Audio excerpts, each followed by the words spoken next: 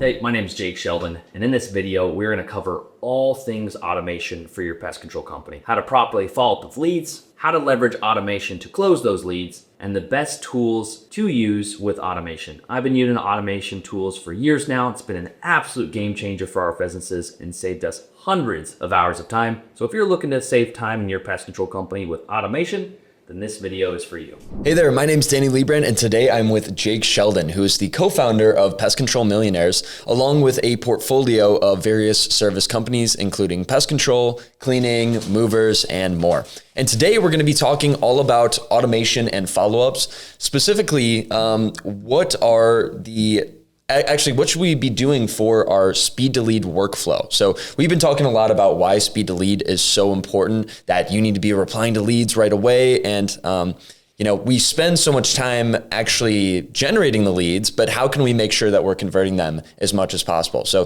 that's what we're going to be talking about. And this episode should be a great one. And thanks for coming on, Jake. Yeah, thanks for having me. Absolutely. So first, let's just start with the basics. Why is speed to lead so important? Yeah, well, the biggest reason why speed to lead is so important is because your competition is getting to their leads very quickly now these days. Even talking to a few buddies that have been in the industry 20, 30 years, speed to lead wasn't as important as it is now, because your competition is getting after these leads very, very, very quickly. So that's probably number one of why it's more important, because everyone else is trying to get to your customers very, very quickly. So you need to be now. It's just the way it is. It's the way the world is. You have to be quick to your leads. Now, one thing I'm sure we're going to talk about too is every platform is a little different when it comes to the speed to the lead, which I'm sure we'll Let's jump more into that. Yeah. So your referrals, of course, people that you may have talked to that are already kind of interested in the service. The speed to lead isn't going to be quite as important, right? Yeah. These are people already that know your brand, know your service. Maybe, like I said, we're a referral. So not going to be as big as deal on the speed to lead. You could probably even take a day to get back to them. Yeah. Now, that is very untrue about Facebook or even like some of these paid directories. You have to be fast, because if you're even going sometimes even 10 minutes, depending on your area, right? Yeah. If you go 10 minutes, they're already signed up with another company, and the company's coming out in a few hours. That is sometimes actually the case. So you have to be very aware of what platform it is and how quickly you need to be depending on that platform. But I know for me in my locations, for Facebook, paid directories, Google, if we miss a call or if we're not calling that lead within 5 to 10 minutes, it's gone. Wow. It's that serious. That quick. Yeah. Yeah, I feel like most companies, when they think of speed to lead, they think of maybe like within 24 hours instead of like a week or two. No. So it really has to be within like 10 minutes. Yeah. Sometimes even faster. So let's talk about specifically what's in that first response. So the lead maybe fills out a contact form or they call you. Like, how are you responding to that lead and how are you converting them as fast as possible? Yeah, no, that's a great question. Yeah, the first thing that I always do, and I always tell anyone that's in our class, is you need to get on the phone with them as quickly as humanly possible. Because the other company, or that maybe I should digress. Say you're trying to sit there and close them over a messenger. Yeah. You're sitting there texting them, hey, like, what are you having problems with? Is it cockroaches? Is it this? Da, da, da. Well, let's say that goes on for an hour. Well, your competition could have called them already, booked them, answered all their questions, and got them on the schedule while you're sitting there trying to text them the whole time. Just pick up the phone, get them on the phone and close them, or have someone on your team do it, of course. Yeah. So that is the best way. Still to this day, is just call your leads. And how does it compare cold leads versus warm leads? So someone who's completely cold, maybe they just kind of contacted you out of the blue. Maybe they saw a Facebook ad, versus someone who's warm. They've done a ton of research. They're like totally ready to buy basically now. Are you talking to those leads differently? Yeah. I mean, if they are a referral, you don't have to, like I said, your speed to lead isn't as important. You can actually close those people over text. My personal opinion is you should still call them. We're a premium service. We want to come off as they are very, very important, because they are. They are important. So we still like to call. I know a lot of people in the industry, a lot of my friends, they'll text people, close them over text. This is just my personal opinion. I don't like doing that. I like giving them a call, having that personal experience with someone on our team, thanking them personally, hey, thanks for your business. Hey, we really greatly appreciate you. And that also gives us an opportunity to talk to them about our referral program, our gift giveaway program, and that's hard to do through text. So again, this is just my personal opinion. I think that calling them is the best way to do it. So it's not necessarily different the way we're talking to people. The only thing is when it's a cold lead, you do have to educate them a little bit more because they're not, I wouldn't say riding the fence, but when it is a cold lead, you just do have to explain more in that process. Okay, awesome. And then how can we start to automate that? And what does that look like? Is that just, an automatic, form fill response, or what does that look like? Yeah, and it will depend on the platform. My favorite platform is Facebook. There's a bunch of reasons why we go into that in another section. But for Facebook, I do like sending out an automated text, letting them know I'm going to be calling them and that we got their information. Because we find statistically, if you're just calling them out of the blue, there's like an 80 to 86% chance, depending on which study you're reading, that they aren't going to answer that phone call. Really? Yep. It's just, they don't have your number saved. For a lot of you watching this, how many times do you answer your phone from a number that's not saved? Yeah. No, maybe pest control owners will answer every call because they're, it might be a client or a prospect, but most normal people that work a 9 to 5, a normal job, they don't want to be bombarded by random callers. They want to know who's calling. Yep, exactly. And so that's why I always suggest you text right before you're calling. And that's why this automation is so important. As soon as a lead fills out their contact info, within 30 seconds to a minute, you need to have a text that goes out and then you call them.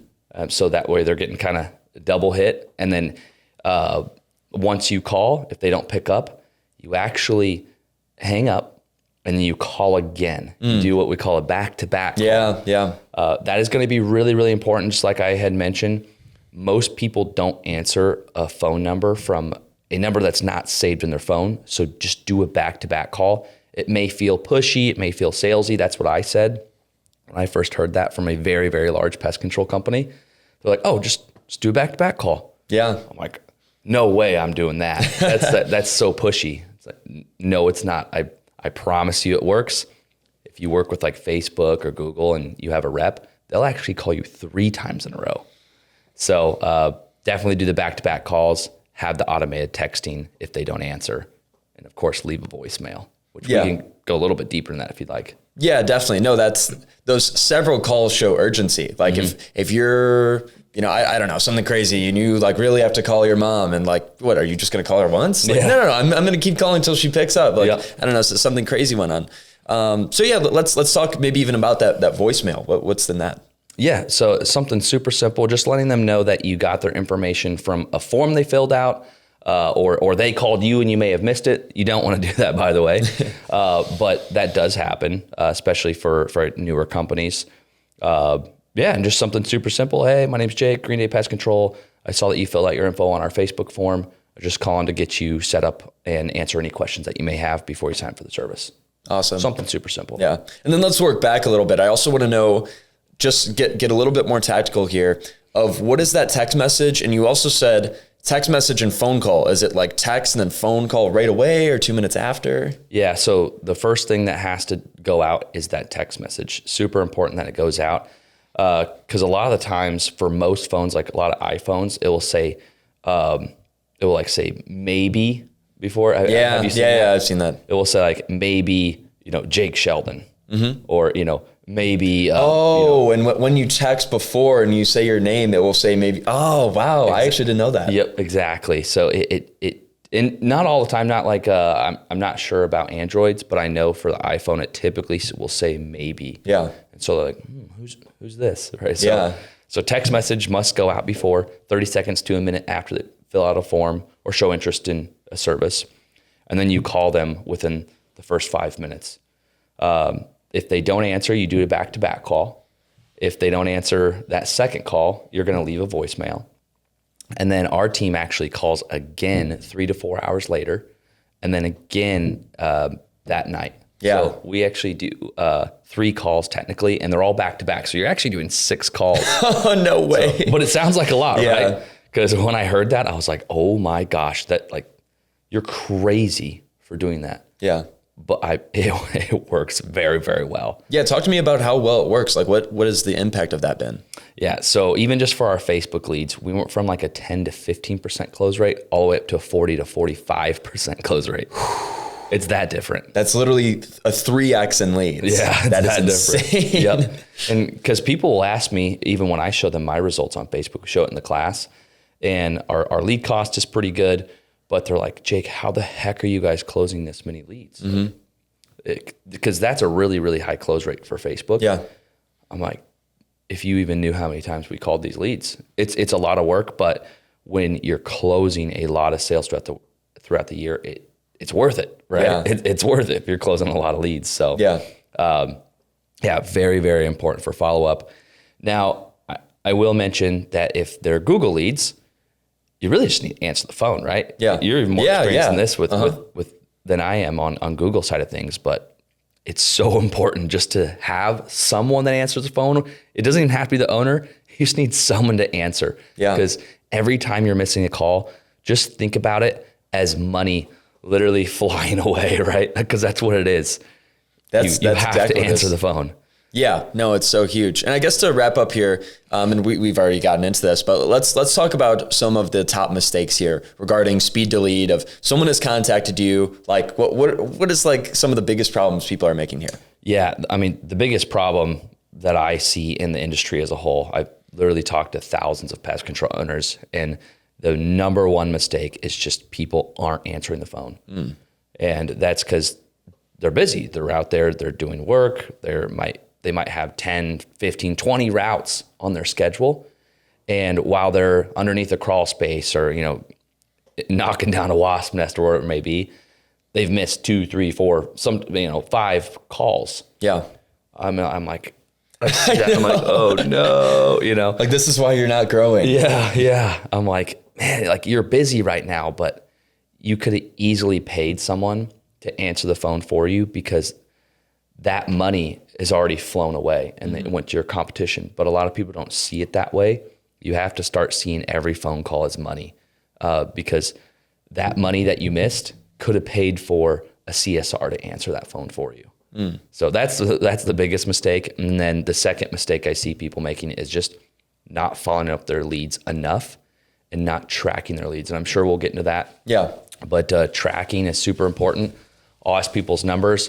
I'm like, so how many sales did you get from Facebook this year? I don't know. How many sales did you get from Google? I don't know. How many sales did you get from your website? I don't know.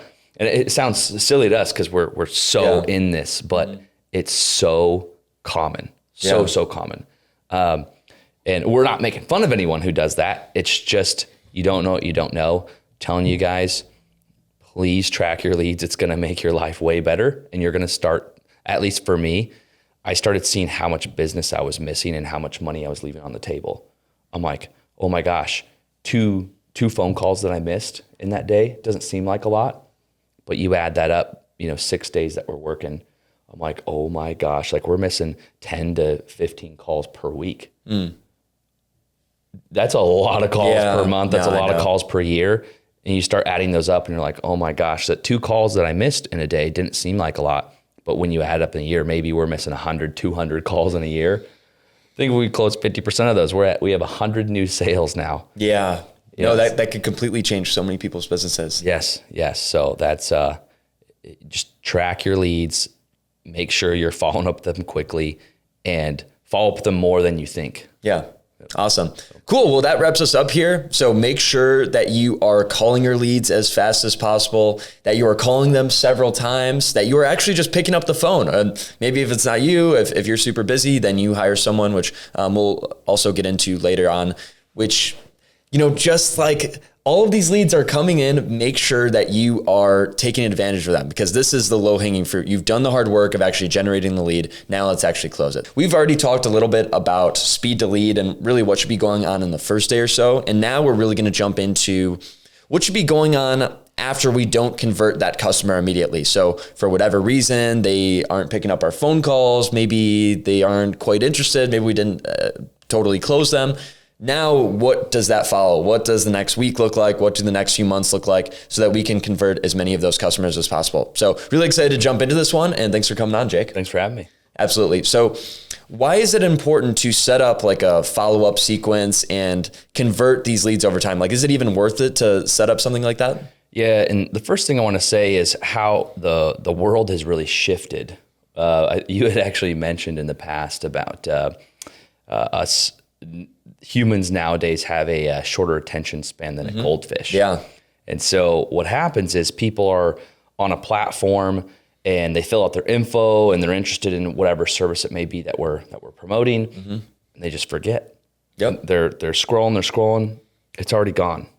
And so if you're not calling them, following up promptly, they could have just forgot. And so it's really, really important that we continue to follow up with them, because the attention spans are so short now. I'll actually give a perfect example of this. I wanted to get my teeth whitened, and I needed to get them clean because I hadn't done it in a while. Yeah. And I was like, you know what? I really need to do that. And so I looked up some dentists in my area, just on Google, right? And I got a call while I was looking them up. Didn't book anything, didn't find a dentist. So I just kind of let it go, right? And then I was back on Facebook and I was scrolling and I saw a dentist ad about some great teeth whitening ad. Yeah. And I was like, dang, as a marketer, I was like, wow, that's a great ad. Yeah. I'm going to fill that out. So I filled out the offer. It was a great irresistible offer. I think it was like free teeth whitening if you purchase a cleaning. And so I was like, oh, what a great offer. Because teeth whitening is like $300, you know? Yeah. So it's like a $300 offer, free teeth whitening. And I was like, Yeah. oh, this is great. So I filled it out and then they called me. But I was on a meeting. I was on a Zoom meeting. I couldn't answer. And then they left me a text like, hey, we got your info, Didn't answer. I didn't call them the next day because I just forgot. The next day they called me. Again, I was in a Zoom meeting. I was like, crap. And I already knew who it was because it said like maybe whatever dentistry. I was like, crap, I really need to get that offer. They text me again. They're, hey, do you still want the offer? And I said, yes, but it was too late for them to call me. They called me a third. This is how it goes. They called me a third day. And they were following up. Great follow-up on their end, by the way.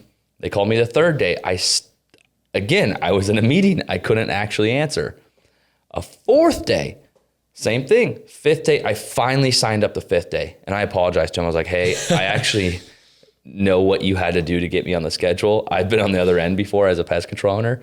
I was like, thank you so much for following up with me. That was super important. Then they earned my business. Now, again, they have me on reoccurring teeth cleaning.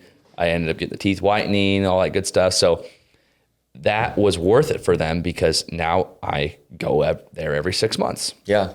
So really, really valuable story there is don't give up on your leads. Just because they're not answering doesn't mean they don't want your service. A lot of people think that if they're getting ignored right away or if someone's like not just buying instantaneously, doesn't mean they're not interested in your service. Like, cause I was interested in that service and I still didn't sign up till the fifth day. It's just the way we are as humans, the way things have progressed in society. You have to do the follow-up. Yeah, definitely. Now I love that term you use, earn your business. Like, and also the other reality that you mentioned is that people are busy. Like people, especially with like, you mentioned the attention span of a goldfish. There's a reason for that. It's that people are busy all the time. People are always doing something. You're either, like working all the time, and then all of your free time you're spending, you might be, scrolling, you might be watching a movie, you're trying to spend time with your family. People have very little free time now. There's so much that takes up your attention. So basically you really shouldn't feel bad about following up with leads. And it's not like you're doing them a disservice. Like, pest control is actually valuable. You know your company is actually good, so why not follow up? Right. Exactly. So totally. So yeah, then let's talk about what that first week actually looks like. So you mentioned how it might apply to a dentist company and how they ended up earning your business. What should that look like for a pest control owner the next week or so of, maybe the lead didn't reciprocate, they didn't answer the call, whatever, for some reason or whatever reason, they didn't close. What should that first week look like? Yeah. So at minimum, you need to be sending them at least one text and do at least one phone call every day for, I would say, 5 to 7 days. Wow. For some people that sounds crazy, but we do much, much more. We actually do 21 touch points in our company. Really? Yeah, which I say that to a lot of people and they think I'm a psychopath. Might be true, but we close a really high percentage of our leads. We of course use virtual assistants, which we'll go over in a little bit, but I like to do a lot of touch points in order to make sure we're following up with that lead properly and make sure we're not missing out on any business, because we're paying for that lead. We did the branding, maybe we ran Facebook ads, maybe we ran a directory. Like, we already paid for it, so we want to squeeze as much juice as we can out of that paid platform or even organic marketing. Yeah. So I don't want any leads to slip through the cracks. Definitely. No, I'm sure it's really good for business, but I guess I'll play like devil's advocate here. Do people get annoyed at this? Will you get like 1-star reviews or like hurt your reputation doing this? No, I've actually never in 7 years gotten a 1-star review from following up too much. Really? Now, I will say, for some people, we'll say we follow up them, we're 4 days in, and they're like, oh my gosh, you guys follow up. Stop They're calling. like, stop calling, you follow up way too much.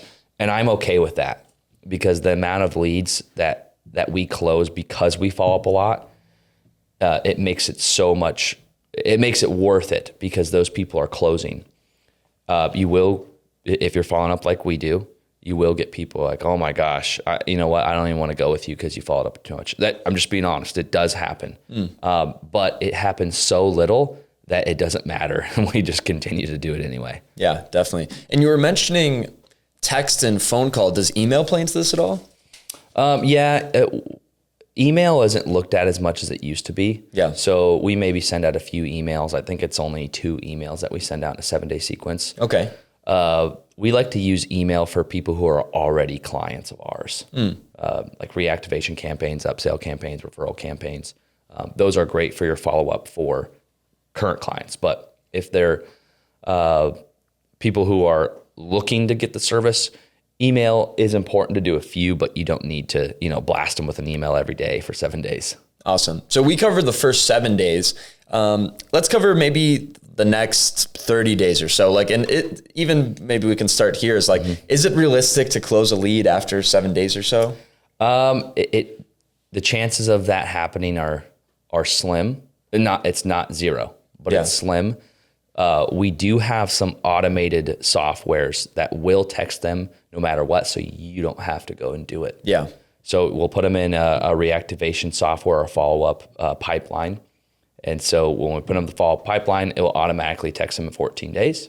It'll automatically text them again in 21 days. It'll automatically text them again in 30 days. It skips, and then it goes to every 2 months, and then it skips that, and it'll go every 6 months. Okay. So again, this might sound crazy to some of you watching this, but we actually never give up on the lead ever until they tell us no. Yeah. If they have to say, no, I don't want it, no thanks, or stop, or they will get an automated text message until the day they die.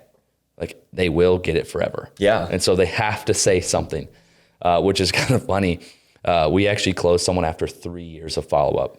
Wow. Yeah. So it does work. Yeah, it does work. I did it more so just to make sure if there were people who were interested in the service at the time. Say they got a mosquito control voucher in May, and they just decided not to do that year. Well, next year comes around, they get another text that says, hey, you were interested in our mosquito control voucher last year. This year, we're doing the same exact offer, boom, boom, boom, boom, boom. And people will be like, oh, you know what? I wasn't interested in it last year, but I'm going to go ahead and try it this year. And that does happen, especially if you're running a lot of ad spend and you have a lot of leads coming through. Yes, the percentage may be small, but you could close another 40 to 50 new customers just from a reactivation campaign like that if you are running a big volume of leads. Yeah, definitely. Awesome. And last question I've got for you here is, what are some of the biggest mistakes here? So again, this is not the first day, but the first week, maybe the first month or so. Is it really just that people don't follow up at all, or what are most people doing wrong? Yeah. So the biggest mistakes I see is just people give up too soon. Say someone calls them in from Google and they miss that call. They're underneath the crawl space or whatever it may be, and they miss it. Well, they'll call them back and then they'll give up. Yep. Because that happens so often. I'm like, yeah, so how many times you call them back? They're like, oh, I called them back and texted them. I'm like, so you only did a call and a text? And they're like, yeah. I'm like, do you think it's possible that they might have been at work? And they're like, well, it's possible.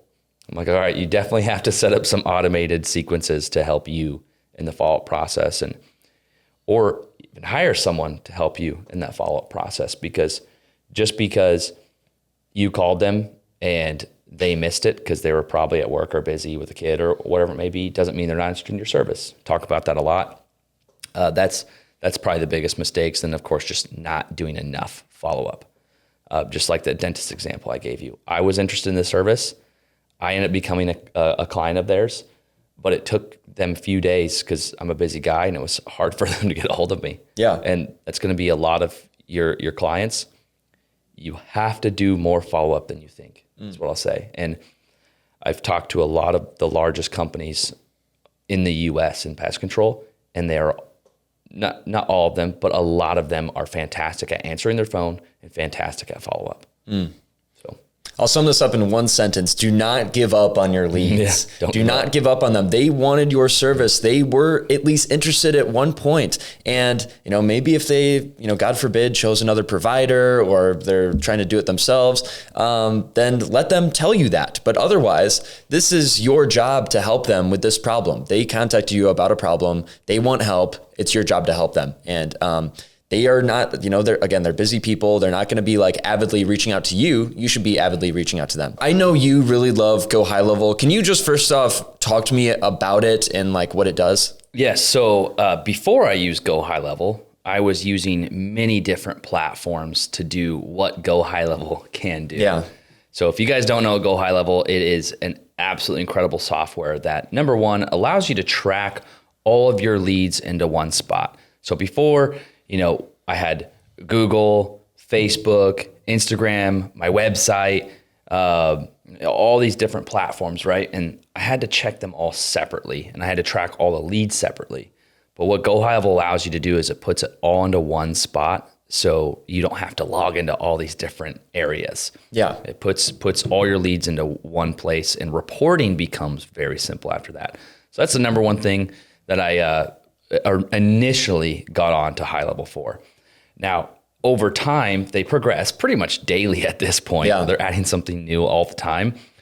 And the next thing that I really like this software for is the automation aspect of things. It makes my life easier. It makes my virtual assistant's life easier. It makes everyone on my team's life easier because I can have automated follow-ups like we've been talking about in previous sections. So, for example, a lead comes through on Facebook. I can have my Go High Level software text that lead for me instantly and lets them know that, hey, we're going to be calling, we got your information, da, da, da, da. Now my team doesn't have to do that text manually. Yeah. And that may sound simple, right? But when you get hundreds or thousands of leads per year, that time is important, right? So that's what we're doing on this Go High Level platform is, so just a quick little recap. It's tracking your leads. You can automate systems. I mean, you can even do your review systems, your reactivation systems, your follow-up email campaigns, pretty much anything as far as the lead nurturing process or even like a current client automation process you can do in this software. Wow. Okay. Amazing. So would you recommend that pest control owners remove their current CRM or call tracking, or do they integrate together? Fantastic question. So one thing that we use, my two separate companies, we have Field Routes and then we have Gorilla Desk. This software does not replace those things. So you don't have to get rid of your current CRM for routing, servicing, anything of that nature. Actually, I would suggest against it. Keep those platforms.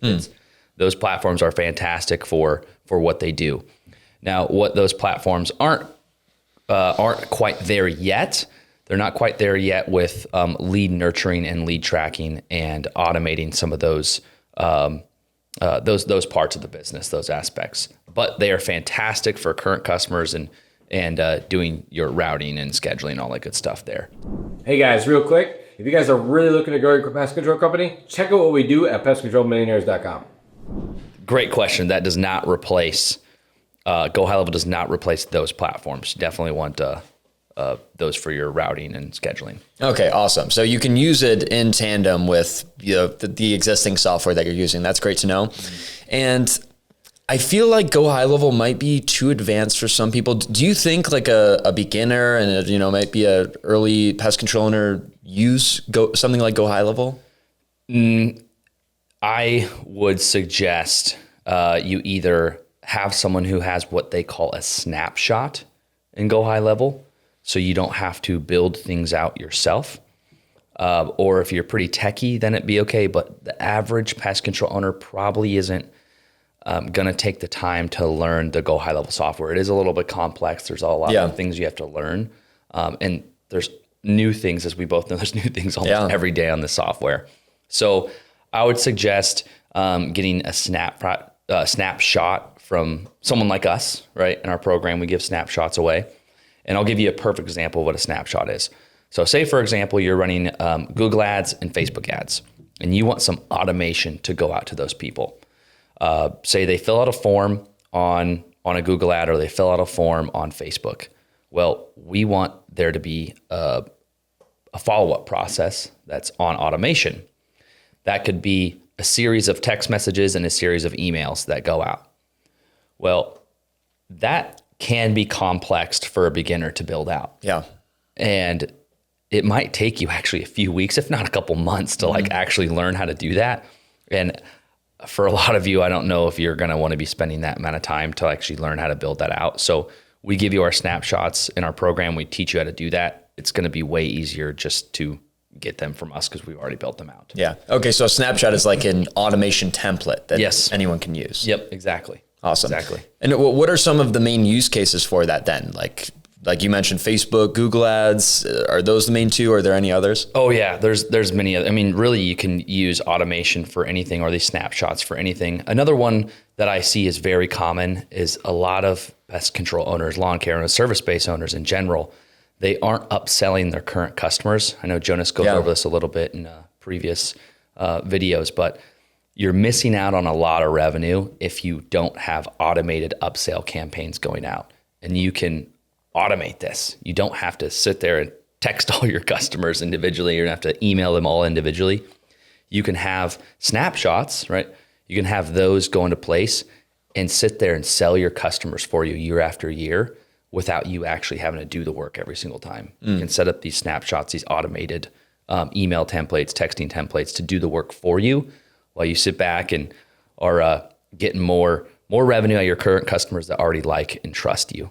So that's a perfect example of another way you can use this software to get more revenue out of your business. Yep. Definitely. So then, like, what is the extent of automation on Go High Level? I'm pretty sure you can send Facebook messages, you can send text messages. Like, what really can it not do? Oh man, especially with the new advances in AI, you can get it as complex as actually having a full-on conversation with someone.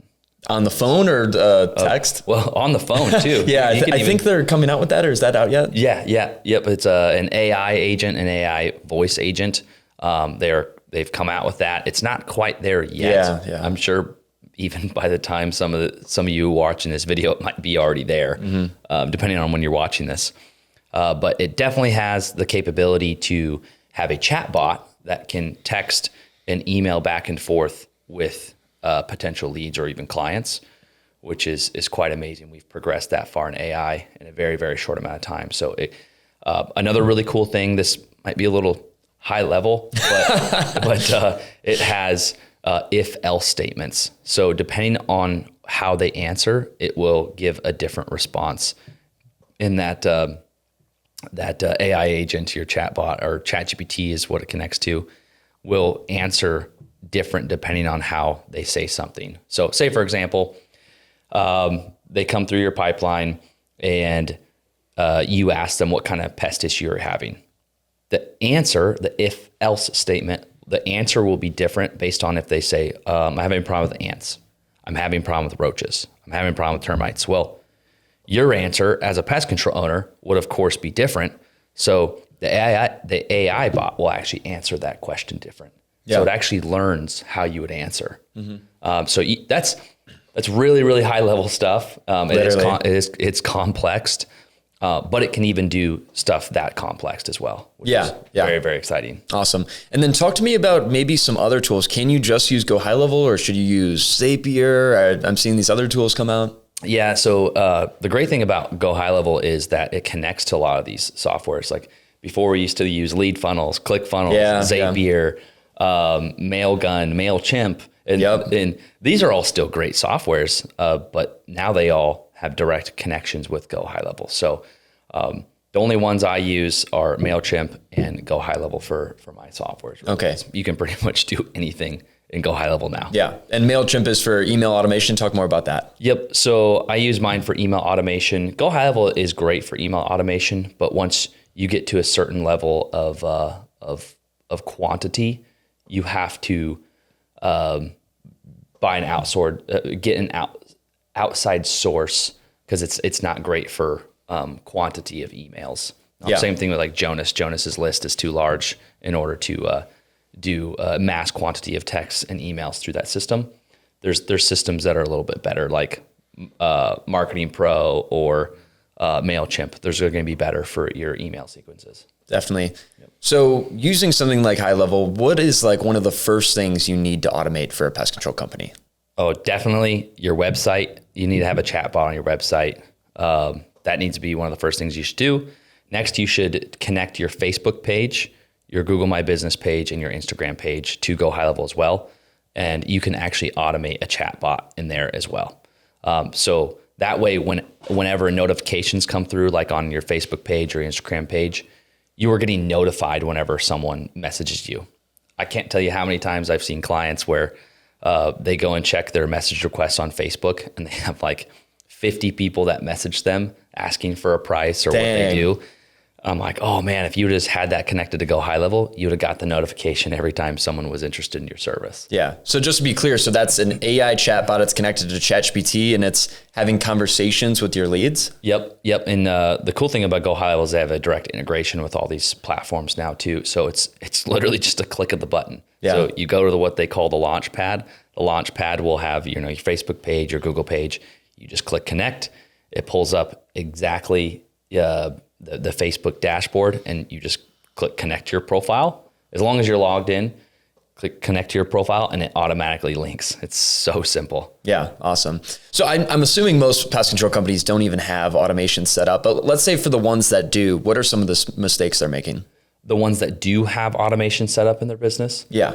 I would say the mistakes that people are making is just not setting up enough follow-up system with their automation. They maybe do one, maybe two follow-ups. I see that's a common mistake. Another thing is just not utilizing the platforms to their full capability. They maybe have just their Facebook page connected, or maybe they just have their Google My Business profile connected. I would just suggest having all of it. We just had a conversation with Jonas here a second ago, and he's like, oh, what can you use it for? And he was like, yeah, use it for all of it. You just want everything connected, everything working together simultaneously. Because when you are using these platforms to their full capability, you will get the most out of them. Awesome. So definitely use Go High Level and actually use our snapshots.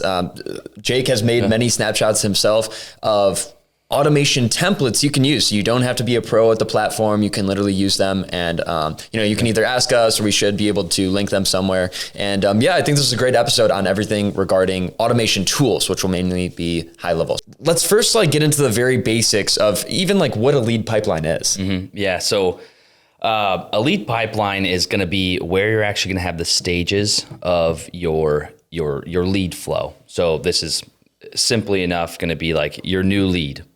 The lead responded.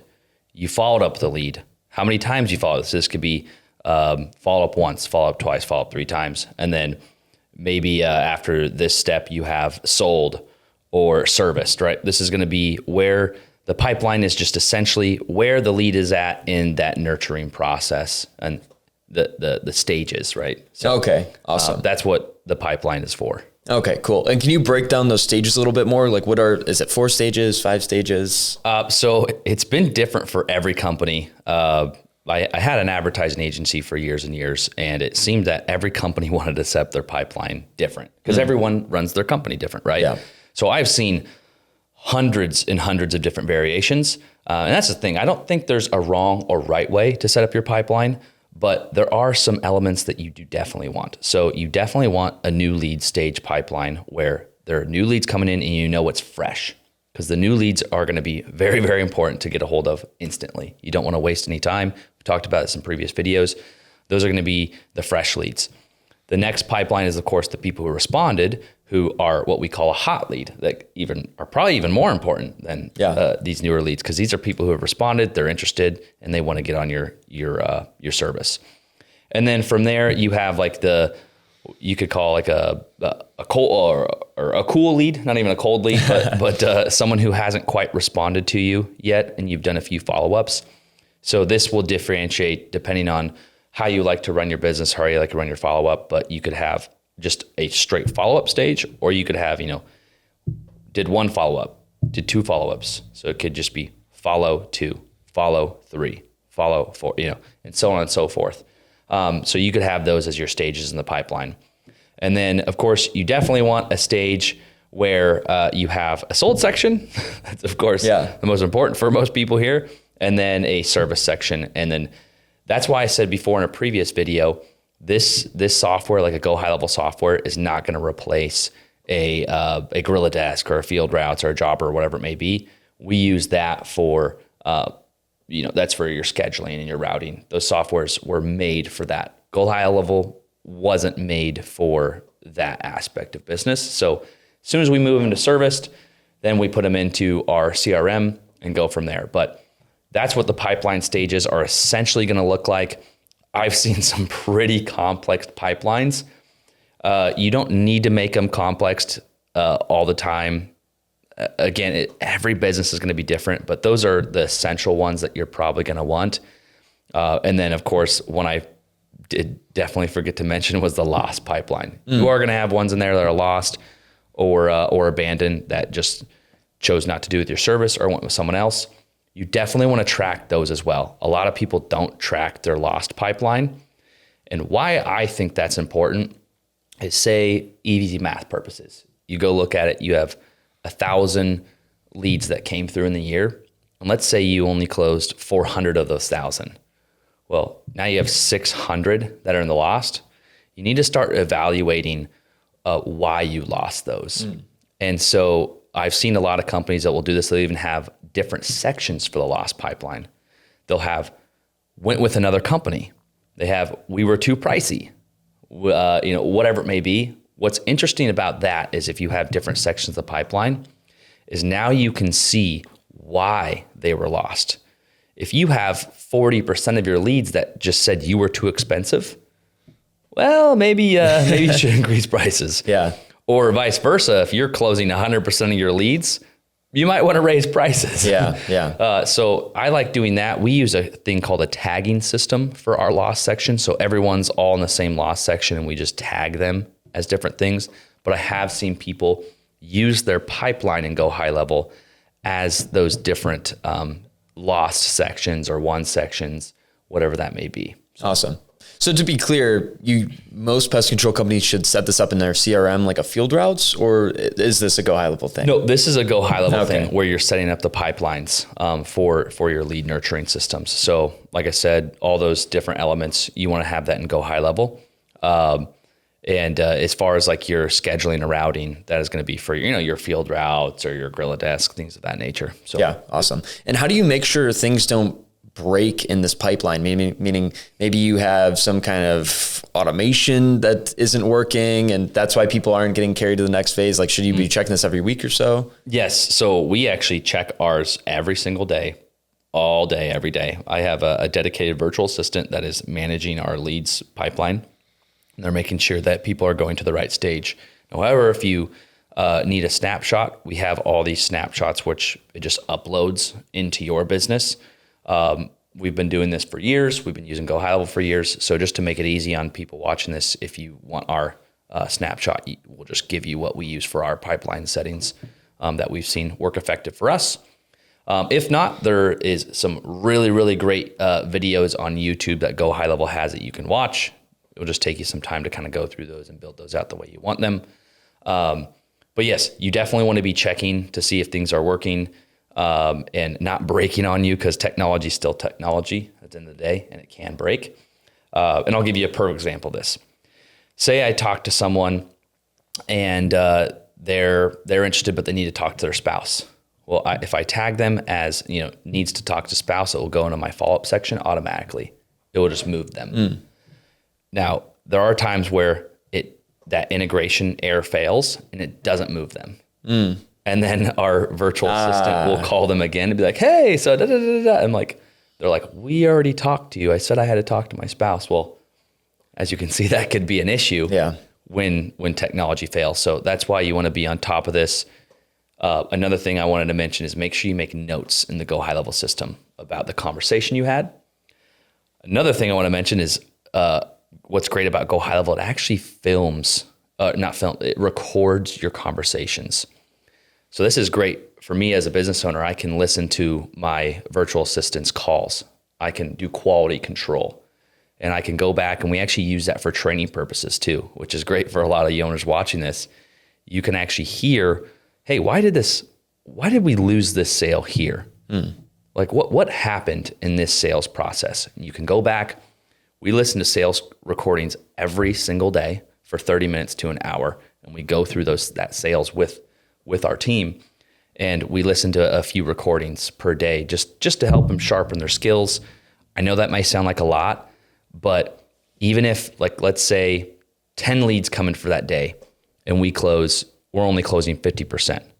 Well, if your people that are taking these phone calls can even increase by 2 more sales, that is a huge increase of sales throughout the year. That's why it's so important to do continually training. And that's why it's so important to turn on the recordings on Go High Level, and why this is such a fantastic software to use. It's because it records the text messages you have all in one spot. It records even all the conversations that you ever had with that lead up until the time they become a customer. Yeah, awesome. Absolutely incredible. So you've said before, you've talked and worked with thousands of pest control companies. You've basically seen it all. What are they doing with their lead pipeline? Do they even have one set up? Most businesses under $1 million don't even have a pipeline set up. And that's why we're even doing this class, is so you guys can get these things set up into place. It's going to make your business so much more effective. You're going to close way more sales. You're going to be way more organized. I find the largest companies that I've talked to, the most sophisticated companies, they know all their numbers. Yeah. They know everything. They're tracking everything to the T. I could ask the owner, hey, what's your closing rate on Facebook? Boom, they know. Hey, do you know how many leads you got on your website in the last year? Boom, they know. They know all their numbers. And so if you guys can say you just started your pest control company, start now. Get sophisticated now, because your company will grow faster because of it. You'll know your numbers better because of it, and you'll know where to spend your money because of it.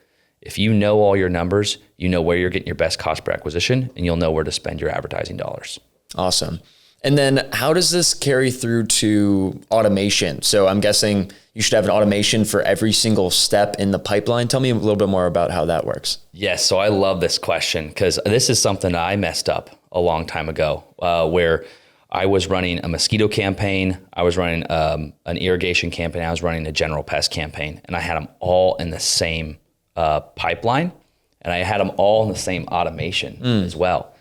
Now, the problem with that is I didn't know which one was actually converting the best, because they weren't separated. Okay. And this is the common mistake I see with automation and pipelines, is they're not separating the pipelines either by tag or by just the pipeline in general. They have them all lumped into one spot. And so that's like when you're creating these campaigns, I see, we talk about in the Facebook ad side of things, is they're lumping everything together. You want to see individually what's working. So for example, if you guys are doing mosquito control and general pest control, don't lump those together in the same pipeline, because now we can see the different cost per acquisition on each. So if General Pest is producing, a $50 cost per acquisition and mosquito control's $200, well, we obviously want to put our money towards a General Pest that's $50 in acquisition cost. We're just going to dump money into that rather than focusing our attention on the mosquito control. So that's why it's so important to track your pipeline separately, so you know your numbers, you know where you put your advertising dollars, and you know how to get the most juice out of your squeeze, right? Yeah, 100%. Okay, so it seems like the biggest problem here then is that people aren't separating and getting detailed and organized enough with their pipelines. Yep. And the more detailed you are, the better it's going to be long-term too. And the more you can spend on your advertising dollars on the proper places. Absolutely. So first, let's just talk a little bit about why service communication is so important. Before, after, during, talk all about it. Yeah, before I had automated reminders that we were coming out, I can't tell you how many times people were like, "Hey, I didn't know you were coming out," or you should have reminded me I was coming. I could have put my dog away, or so many times that happened before we had these SAP into place. And another thing is just it's good customer communication. So you're going to retain customers longer because it's just something that you should be doing, and it really does prepare the customer for when you're coming. They could have a dog that's outside, and if you send them a 15-minute reminder that you're coming out on autopilot, that's important. They can put their dog away. Yeah. So. No, and I think that's definitely something customers actually want to be sent of like, I think, you might give them a general time frame of like, hey, we'll be there around 10. Hey, we're going to be there a little bit late, just letting you know. Or, hey, is it okay if we come 15 minutes early? Or, here's exactly when we're going to show up. So I think it does prepare them. And again, this isn't like it's a dentist appointment and you're going to them. Like you're entering their home. So it's pretty important to let them know like, hey, just letting you know, are we still good for today? So I think it's really important, like you said. So what should you actually be sending before the service? What does that message look like? Yeah, very simple. And this is a must. You must let them know that you're on their way. And I find that a lot of companies aren't doing this. I think it's one of the most important things you can do for your service, that just simply letting them know that you are on the way. And this could be a 15-minute reminder, 30-minute reminder. We do 15, just letting them know that we're simply on the way. And that's just, so let's say the service is for, 10 a.m., that's just automated to send at 9:45. Yep. We use a system called Gorilladesk, and a lot of these other systems do it. Field Routes, Gorilladesk, I think even Jobber. Most of these platforms have the ability to do that. So if you guys don't have that set up, you need to set that up. Okay, awesome. Is that pretty easy to set up? That's just a one-time thing? Yeah. It's very, very simple to set up. Awesome. And then what about, is there anything during the service or after the service you should set up? So after the service, it sends them a text, just let them know that we finished. And then even our technicians, of course, take the notes, what chemical they used, what they did. That goes into the notes description. And then we send them a quick text letting them know that the service was done and executed. Just awesome. So that there's no miscommunication on if we even were there or did the service or anything of that nature.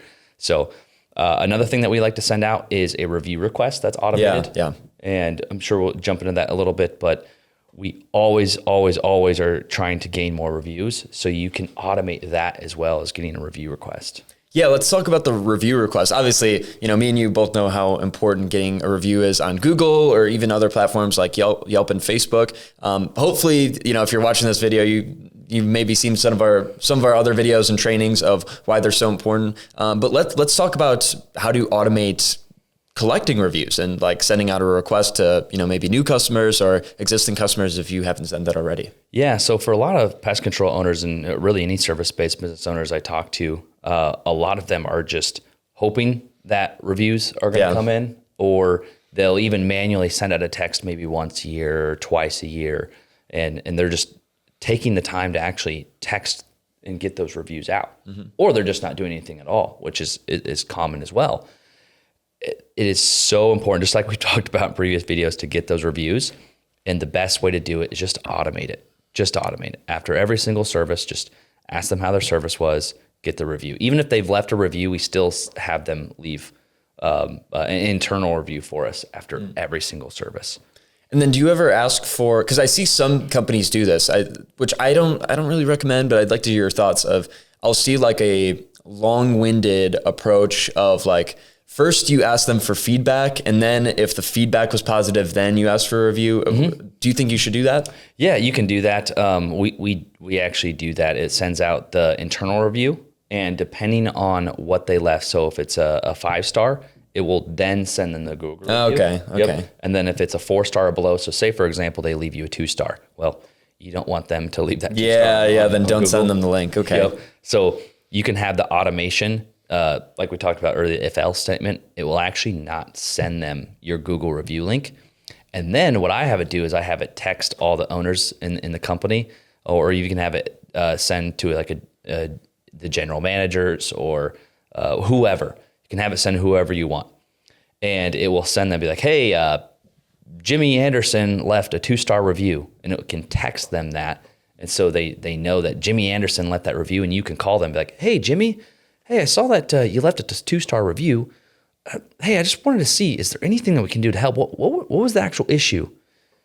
Again, you're providing great customer service. You're seeing, hey, what was the problem? Oh yeah, your tech didn't shut my gate, or your tech tracked mud in my house, or whatever it may be. You can hit that issue head on, and that way it doesn't go weeks or months or something where you found out that happened and you didn't take care of that issue, right? Awesome. So that's the power of automation too, is you can also stop issues or even cancellations before they do, when you have this kind of system set up into place. Definitely. I've got a good question here, which is, how do you strike the right balance between automation and personal touch in your service communication? Oh, that's a fantastic question. Yes. So you don't want to be completely all AI, all automation. For us personally, we still like to jump on the phone with every single one of our customers and close deals. There are some very, very minimal cases where we'll have automation close a sale. It's very, very rare. But at the end of the day, most of our customers still, in today's world, this may shift, right? The world shifts. Yeah. But as of now, we still have every single one of our calls jump on with a real person, a real personal human touch. That also gives us opportunity, like we talked about in previous videos, to upsell them on other services. That's hard to do through text. You also can tell them about your referral campaigns. You can also tell them about your gift giveaway campaigns that you do. Yeah. And that's very, very difficult to do with a chatbot or an AI bot. That personal touch means a big difference to people, and they're human, right? They feel like they're actually talking to, because they are a live human. It's a lot more personalized when it's a human talking to you. So, because this video, this could all be AI technically, right? We can just type in the script and have this thing go back and forth, but you guys know it's real. It's a lot more personalized touch, and that's what people want still, I believe. Again, that may shift here in the few years, but we do everything still with a personal touch when it has to do with like selling. Now, as far as anything that can be automated through like text, like just a simple reminder, you don't need to call them every single time, because they're already a customer of yours. They already like and trust you. They're already on service. So you don't necessarily need to call them to just let them know you're coming out. That can be a text message. So that when they're already a customers, they already like, trust you, you build a relationship. And Jonas talks about in other videos of how you can build that relationship with your customer. But simple stuff like that, you can automate just through a text. Yeah, definitely. No, I think there is not necessarily a fine line, but like there are plenty of circumstances where it's okay to automate. It's like, like I would have no problem with hiring a pest control company and they send me an automation 15 minutes before the service saying, hey, we're coming out. Like, even though I probably know it's automation, it seems like it's almost templated and it might even put my name in all caps or something on accident. But I wouldn't have a problem with that, because that makes it easier on them, and it also ensures that it happens. Whereas the tech might actually forget, whereas the software never forgets. It's always going to send that notification. So love that. And something else I'm collecting from this is that at least right now, because like you said, the landscape might change of like how we communicate with each other. But it seems like right now, the back and forth messaging is kind of, or at least a lot of it can just be done with something like ChatGPT or automated in some capacity. But then when it's the phone, it should be all person, all people. Yep, 100%. I think anything phone should be people. There are AI bots that are coming out that do an okay job. They're not quite there. I would even say like after hour calls are okay for an AI. At least now. But we even our after hours is still done by a live human, a virtual assistant overseas. So I do think AI is almost there though. It is almost there where it sounds like a real human. It's not quite there yet. People can still tell. So it's not quite there, but by the time you watch this video, it might be already there. So maybe. I guess we'll see. Fast. Honestly, I thought the like AI call answering services would already be perfect by now. So it is taking some time. It might be by early 2026. It might be, whenever. I guess this is just something we have to figure out. But regardless, there is something attractive about the imperfection of humans, that we can just like talk here and you watch the video and we screw up a little bit and we mumble sometimes, but that's, it's nice to connect with people. It doesn't always have to be robots. Right. So I think this is a great episode. Hopefully this taught you a lot about automation and specifically, really how we can build that out for our pest control companies for servicing and the communication around servicing. So great episode. Thank you so much for coming on, Jake. And it's been a pleasure. Hey guys, thanks for watching. I know that we really appreciate you guys taking the time with us here. If you guys have any questions, comments, make sure to throw them in the comment section below. And if you found this valuable, make sure to like and subscribe and to share with your friends who maybe own a service business themselves. Again, our goal here is to provide as much value to you guys as possible. Also, if you guys are really looking to grow your business, make sure to check out our website at pestcontrolmillionaires.com. We'll have the link below in the bio, and we'll also have a free school group for you guys to check out. So thanks for watching.